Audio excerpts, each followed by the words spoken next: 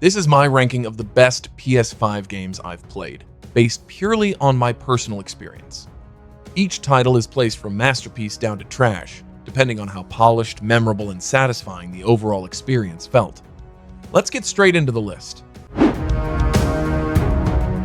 Borderlands 4 really feels like the refresh this series needed. I've been a fan for a long time, and the shift to a full open world makes a big difference. Exploring feels more open, and the improved movement like grappling and gliding makes fights more dynamic. Gunplay is smoother, and I had fun testing different builds and chasing stronger loot. The story is also more focused this time, which I appreciated, but it's not flawless. I dealt with bugs, performance drops, and some frustrating invisible walls while exploring. Co-op was exciting, but technical issues sometimes got in the way. Even with those problems, I kept playing because the core loop is still strong. That's why I'm placing this one in my good tier. Mafia: The Old Country takes the series back to early 1900s Sicily, and I actually like the setting more than I expected. The atmosphere is strong, the countryside looks beautiful, and the voice acting really carries the story. I also prefer the more linear structure instead of a huge open world full of filler. But when it comes to gameplay, it feels very standard. The shooting is basic cover-based combat, the stealth works but doesn't do anything new, and some systems like knife durability just feel unnecessary. The story is decent, but also predictable if you've seen a few gangster movies. I wasn't bored, but I also wasn't impressed. Because of that, this one lands in my mediocre tier. Black Myth: Wukong completely impressed me with its combat and boss fights. The action feels fast, responsive, and very skill-based, and I loved learning enemy patterns and managing my abilities carefully. The different spells, transformations, and focus system give you a lot of options without making things too complicated. Some of the bosses were tough, but beating them always felt fair and satisfying. Visually, it's one of the best-looking games I've played, and the world design really stands out. That said, I can't ignore the technical issues. I experienced crashes, audio bugs, and a few frustrating glitches during important moments. Even with those problems, the combat and overall experience were strong enough to carry it. This one easily earns a place in my excellent tier. Claire Obscure Expedition 33 stands out as one of the strongest RPGs I've played in years. The story focuses on mortality and sacrifice, and it handles those themes in a mature and emotional way. The world feels artistic and carefully crafted, and the voice acting adds real weight to every scene. The combat is where it really shines for me. It takes turn-based battles and makes them feel intense with timed dodges and parries that keep me fully focused. Each party member has unique mechanics, and building the right team setup feels smart and rewarding. I also like that it respects my time and doesn't drag on for 80 hours.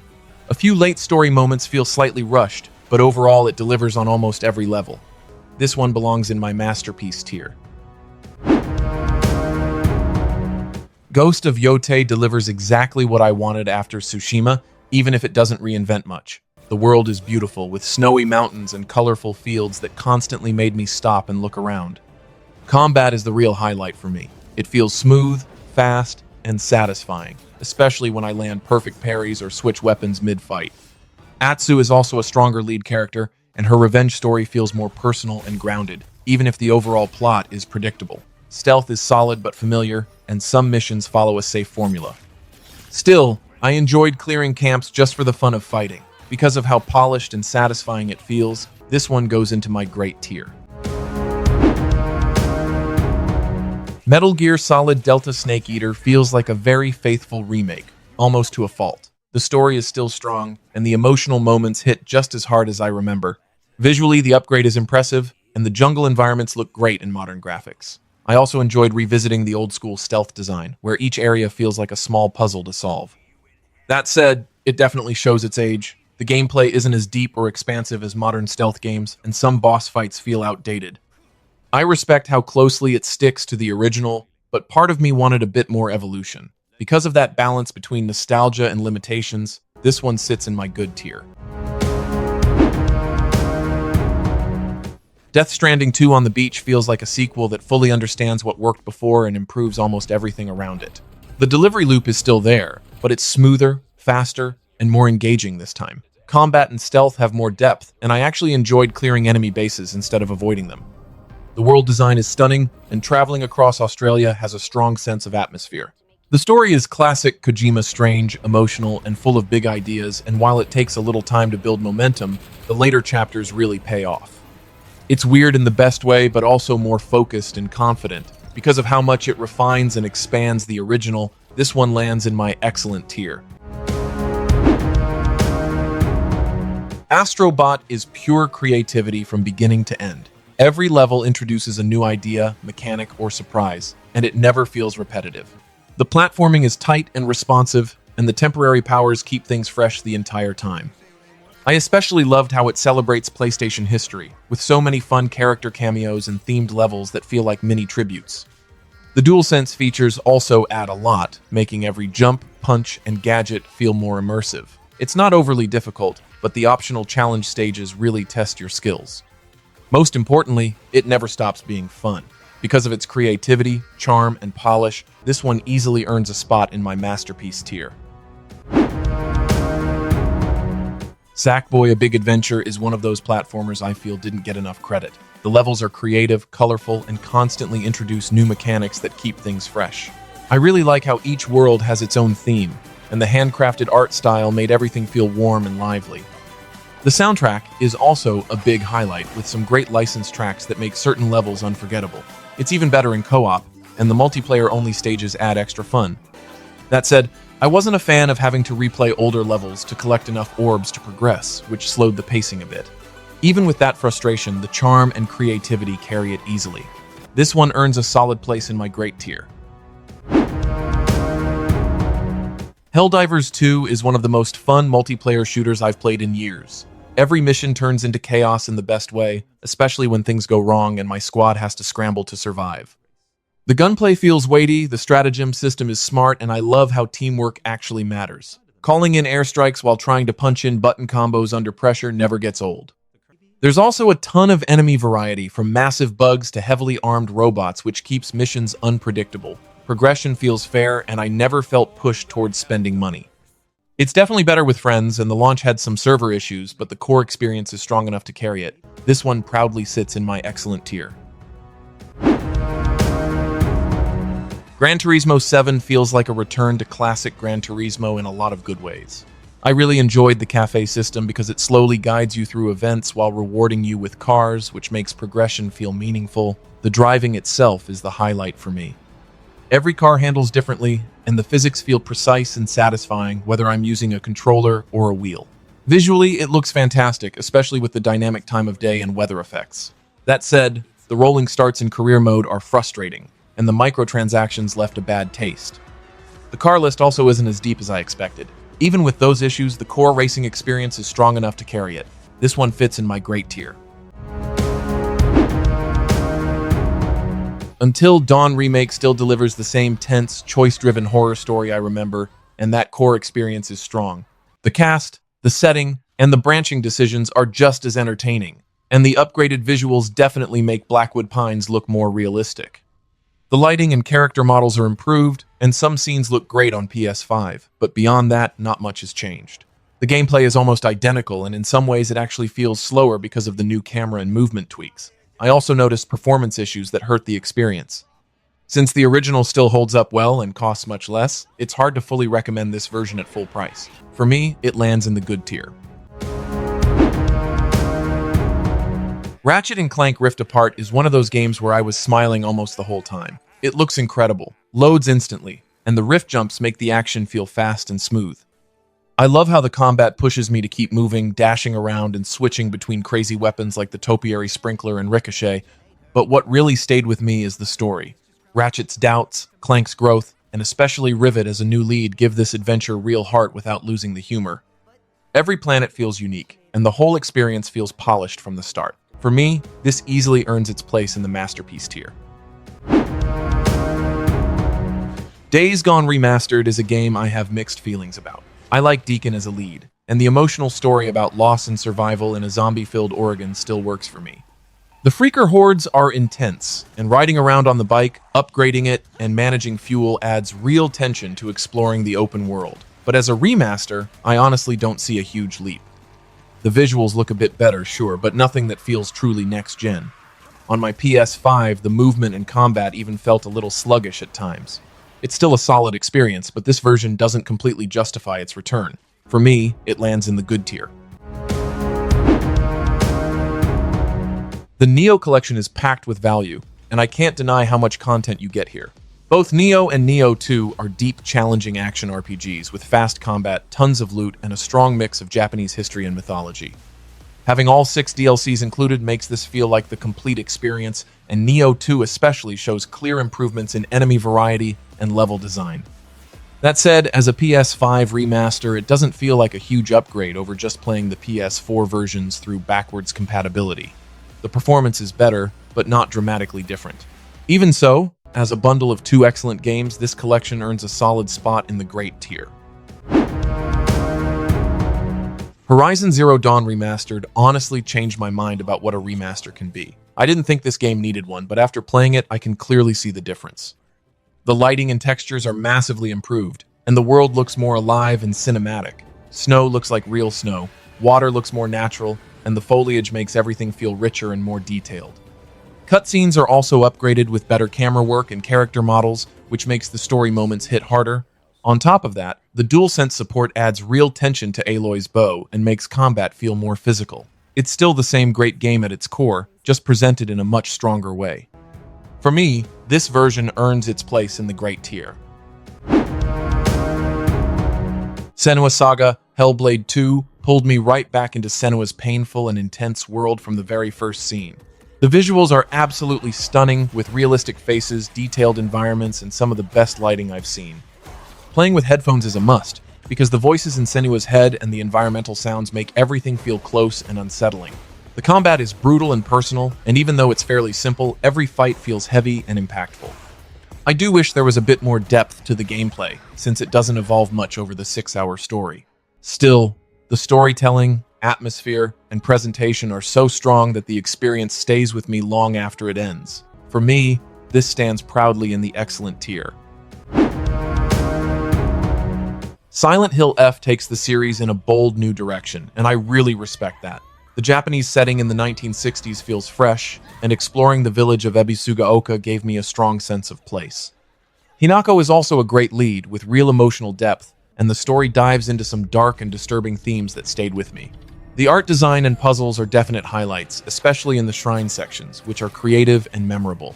But the melee combat didn't fully work for me. Managing stamina, sanity, and fragile weapons felt more frustrating than tense, and fights often felt like a chore. Even so, the atmosphere and storytelling are strong enough to carry it. For me, this lands in the good tier. Absolem starts strong with combat that feels smooth, fast, and satisfying. The characters all play differently, and chaining combos together feels great once everything clicks. You can tell a lot of care went into the fighting system, but the roguelite structure drags the experience down. Early deaths often feel tied to low stats instead of skill, and important moves are locked behind temporary upgrades, which makes the base moveset feel incomplete. There's also a lot of repetition in the early hours, with the same routes and enemies showing up again and again. It does get better once progression builds up and runs feel more meaningful, but it takes too long to reach that point. Because of that uneven design, this ends up in the mediocre tier. Horizon Forbidden West Complete Edition takes everything I loved about the first game and pushes it to another level. The world is absolutely stunning, from dense forests to deserts and snowy mountains, and it constantly makes me want to explore instead of fast travel. Combat feels deep and flexible, with so many weapons and elemental options that I'm always thinking about strategy before taking on huge machines like Thunderjaws. Aloy's skill trees and gear upgrades let me shape her playstyle the way I want, and the story is emotional, well-acted, and paced in a way that keeps me invested. With the Burning Shores DLC included, it feels like a complete and polished package. This easily earns its place in the masterpiece tier. Elden Ring already felt like a once-in-a-generation experience, and Shadow of the Erdtree somehow makes it feel complete. The base game gave me a massive world packed with mystery, brutal fights, and unforgettable discoveries. Then the DLC took me to the Land of Shadow and brought back that early game fear and struggle all over again. Every boss demands patience and precision, and every new region feels handcrafted and layered with secrets. I love how the new weapons, builds, and blessing system refresh the challenge without changing what makes the combat so strong. More than anything, It's the atmosphere and world building that stay with me long after I stop playing. Together, this represents dark fantasy at its absolute peak, earning a clear place in the masterpiece tier. Ragnarok had a lot to live up to, and within the first hour I knew it was going to deliver. The story between Kratos and Atreus hits even harder this time, balancing epic scale with deeply personal moments. I felt everything: anger, grief, hope, even humor, thanks to incredible performances across the cast. Combat evolves in smart ways, building on the Leviathan axe and Blades of Chaos, while adding new mechanics that keep every fight fresh and intense. The boss battles are brutal and cinematic, pushing me to use every tool I had. Visually, the 9 realms are breathtaking, each one distinct and packed with detail. With meaningful side content and a powerful emotional conclusion, this stands tall in the masterpiece tier.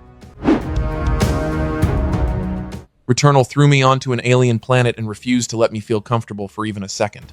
The fast, frantic combat is intense, with bullet hell chaos filling the screen while I dash, weave, and fire back. Every weapon feels different, especially once traits start unlocking and completely change how they play.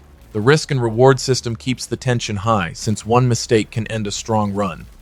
I also really liked how the time loop story slowly reveals itself through logs and strange, surreal moments. Runs can feel long, but the atmosphere, challenge, and constant push to improve kept me going. This one earns its place in the excellent tier. Final Fantasy VII Rebirth took everything I liked about Remake and expanded it in a huge way. The story continues right away and keeps building towards something bigger, with emotional moments and massive set pieces that genuinely surprised me. Exploring the open world felt rewarding, with meaningful side quests and activities that felt worth my time. Combat is deeper this time, especially with the new synergy attacks and expanded party options, which make every major fight feel spectacular.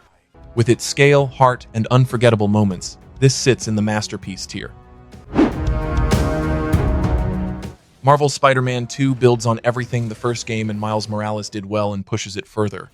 Switching between Peter and Miles keeps the story fresh, and I liked how both characters have their own struggles that eventually connect in a big way. The Kraven arc is strong, but Venom really steals the show with intense, dramatic moments. Swinging through New York feels better than ever, especially with the new web wings that make traveling faster and more dynamic. Combat is smoother, abilities are more varied, and the spectacle during major fights looks incredible. There are a few technical issues on PC, but when it runs well, it looks stunning. Because of its strong story, improved gameplay, and overall polish, this lands in the excellent tier.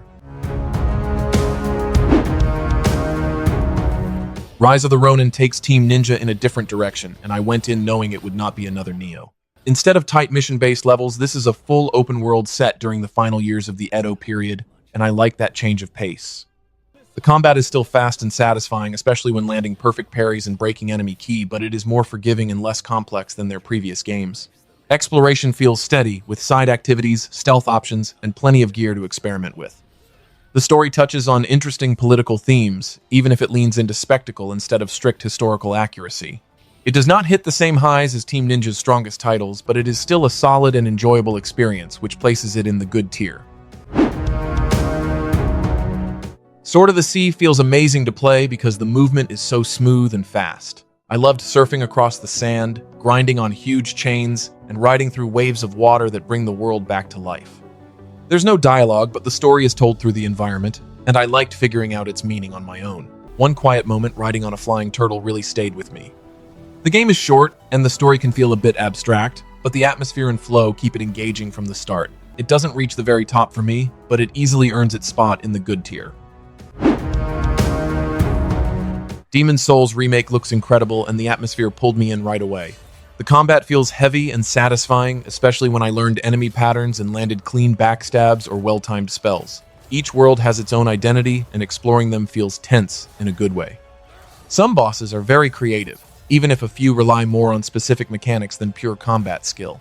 The world tendency system is confusing at first and can punish you for dying without much explanation, but once I understood it, I started to see the depth it adds.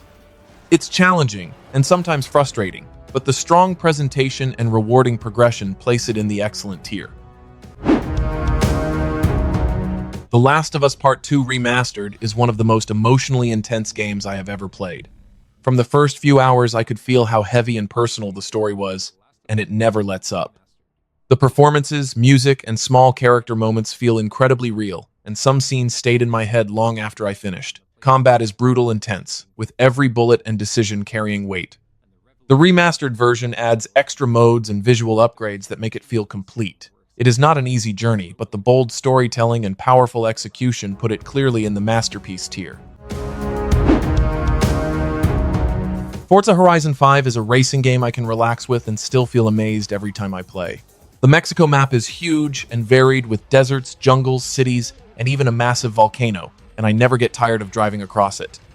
The cars feel smooth and responsive, whether I'm drifting down mountain roads or racing at full speed on the highway. The visuals and lighting look fantastic, and the sound design makes each car feel different. There's so much to do, from custom events to online challenges, and it never forces me into anything I don't want to play. It may not change everything about the formula, but the scale, polish, and fun factor easily place it in the great tier. That's my full ranking of the best PS5 games I've played so far, based purely on how each one felt from start to finish. From unforgettable masterpieces to titles that missed the mark, every placement reflects the experience that stayed with me the most. Thanks for watching.